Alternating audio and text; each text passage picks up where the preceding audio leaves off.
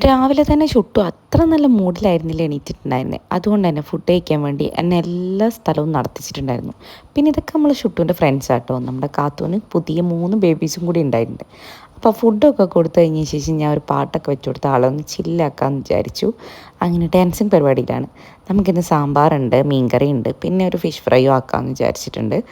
അങ്ങനെ അതെല്ലാം കഴിഞ്ഞ് അമ്മയുടെ പരിപാടിയൊക്കെ കഴിഞ്ഞപ്പോൾ ഞാൻ നേരെ മേലേക്ക് വന്നു. എനിക്ക് കുറച്ച് പാക്കിങ് കാര്യങ്ങളുണ്ടായിരുന്നു. നമ്മുടെ ഓർഡേഴ്സിൻ്റെ കുറച്ച് കുറച്ചായിട്ട് ഇങ്ങനെ പോകുന്നുണ്ട്, കുഴപ്പമില്ല.